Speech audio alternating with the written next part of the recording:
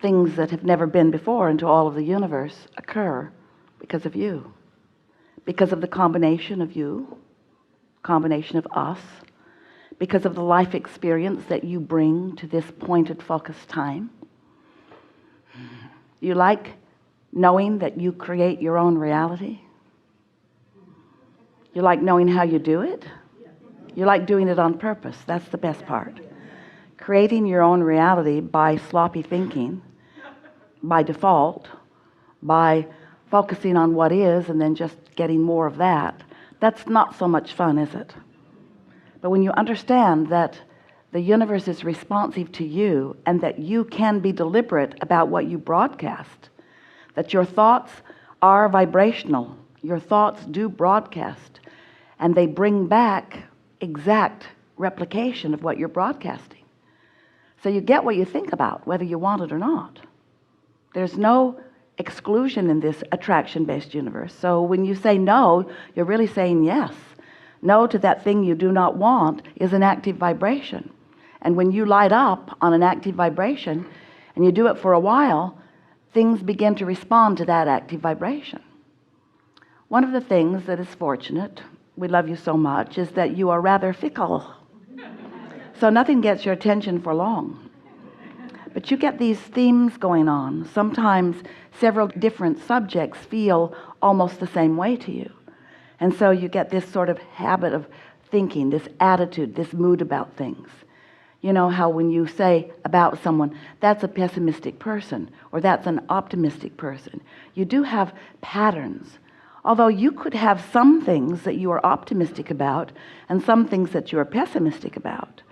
And if the things that you're optimistic about get more airtime, then everything in your world goes better.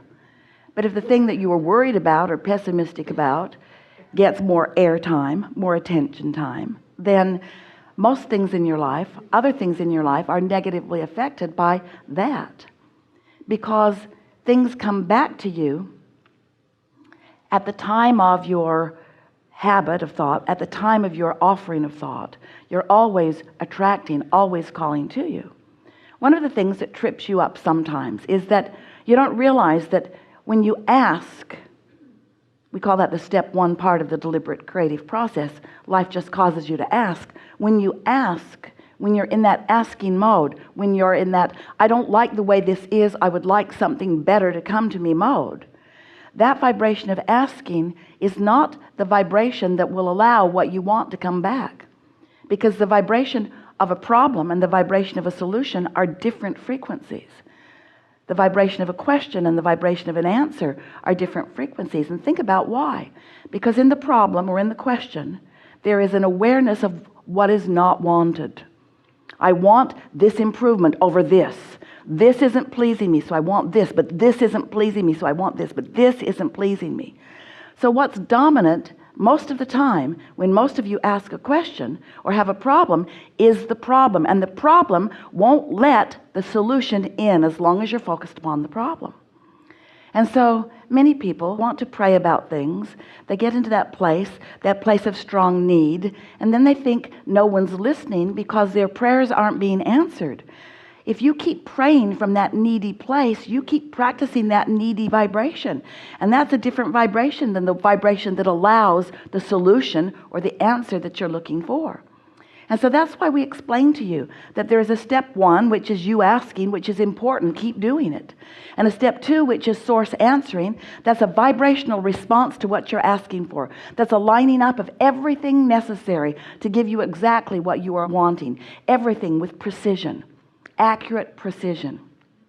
But if you stay in the asking mode while the answering is happening, you don't hear the answer. It's like setting your radio dial on one frequency and wanting to hear the song that's being broadcast on another frequency. It doesn't work. You got to tune your dial. So you've got to tune to the solution, which is not an easy thing to do, because when you're standing in the problem, it sort of kind of has your attention, doesn't it?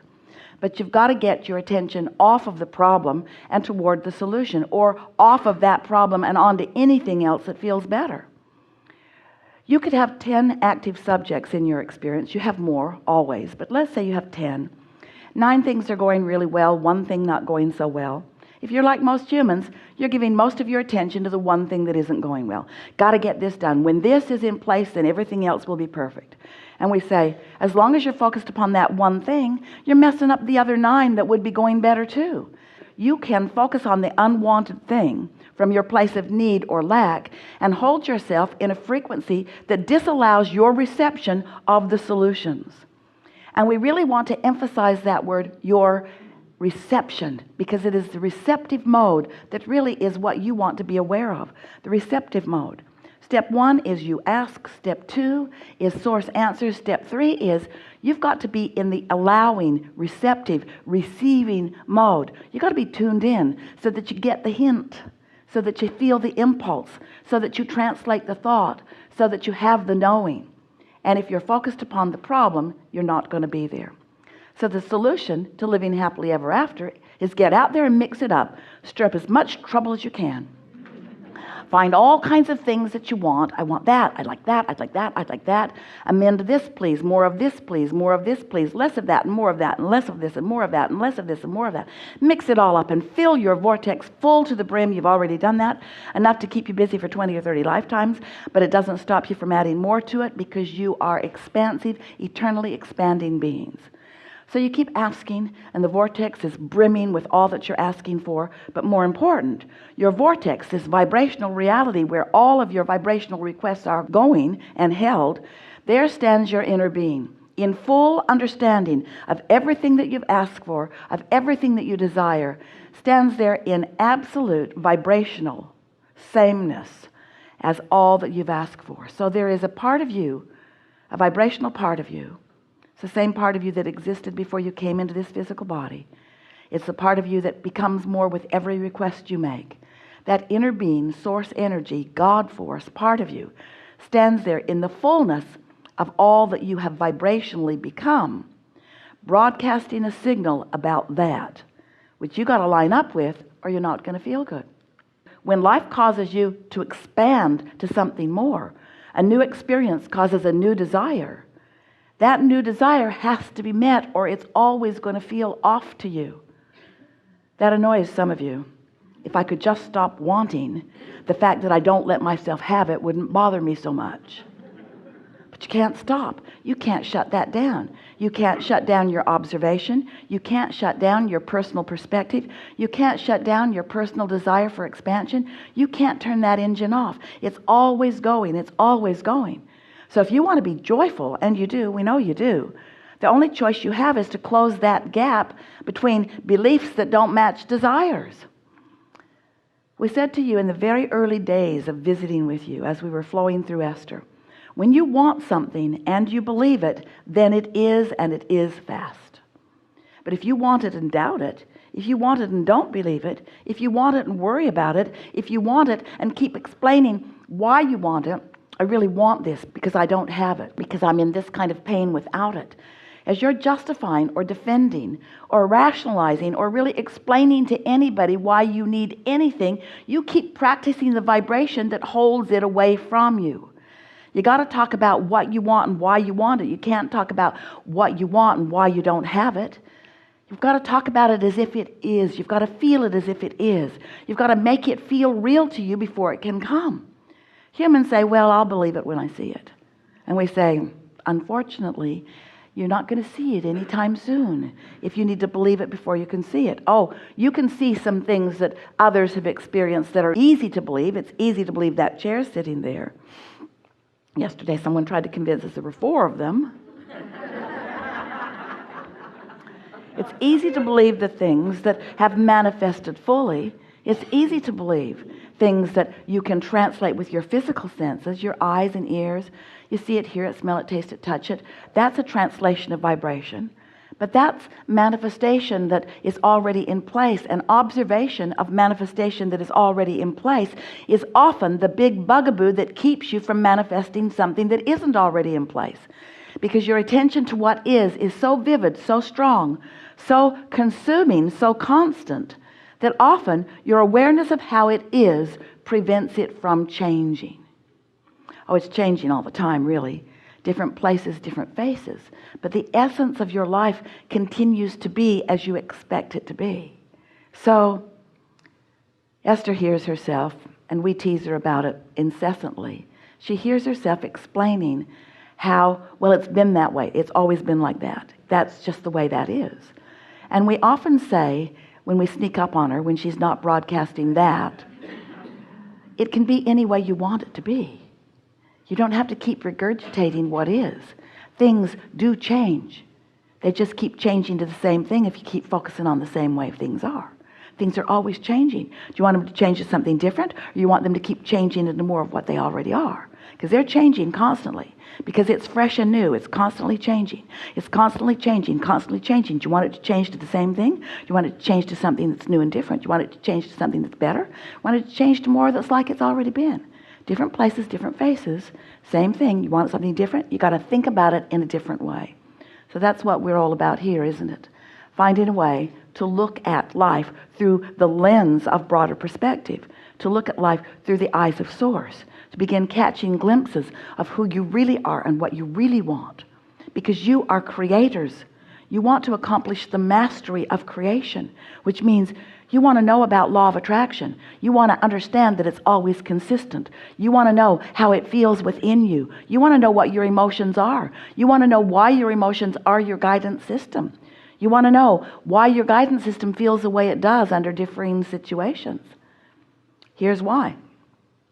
As you are in step 1 asking, as the contrast is helping you know what you don't want so you know what you do want, you're launching these rockets of desire, and your inner being, your source, what man wants to call God, stands in that vibrational reality, in what we are calling your vortex of creation, stands there holding steady the vibration of your furthest request, your furthest expansion. There, that larger part of you stands, offering that frequency, offering that knowing, that opinion, that point of view, being that prosperous being that you've asked to be, being that confident being that you've asked to be, being that flexible, fun-loving, joyous being that you've asked to be, being that. So here you are in relationship to that, with your brain, with your personality, with your habit of thought, with your mannerisms, with your approach to life. Here you are in some relationship with that expanded part of you. So when you're focused upon something in appreciation, you are an exact match to the opinion, to the perspective, to the knowing, to the being, to the attitude, to the mood of the source within you. And when you are in that kind of concert, there is no separation between you, and you feel wonderful. But if you're focused upon something, beating up on yourself or someone else, you're wrong, you shouldn't have done that, I don't approve of that, then you have found a mood, an opinion, an attitude that's so different from the way the source within you feels about exactly the same thing. And by the way, the source within you is focused upon exactly the same thing from the point of view that the source within you holds. So now you've got a differing vibrational situation going on, and that's what your emotions are. The more different the knowing, or the believing, or the pointing at, or the active vibration between your inner being and you, the more different, then the stronger the negative emotion. So if you feel despair, you're really looking at something different than the way Source is looking at it. And it's the same thing. That's the thing that we really want you to hear. Looking at exactly the same thing. So when you find a reason not to like someone, you're setting yourself up for what you would describe as anger or rage or blame. Doesn't feel so good. Sometimes, dear hearts, you are willing to put up with those negative emotions. We don't know why anyone would, when the option of feeling good is so available, so readily available. But you got to practice it a little bit, because law of attraction is responding to where you are. And that's the rub. Law of attraction gives you more of how you feel. Oh, you don't like that? Here's some more. Now, law of attraction isn't delivering it to you with the glee that we are. Law of attraction isn't taking any delight in you getting more of what you don't want. But it does keep coming, doesn't it? And in attention to anything, wanted or unwanted, Law of attraction causes a momentum to occur.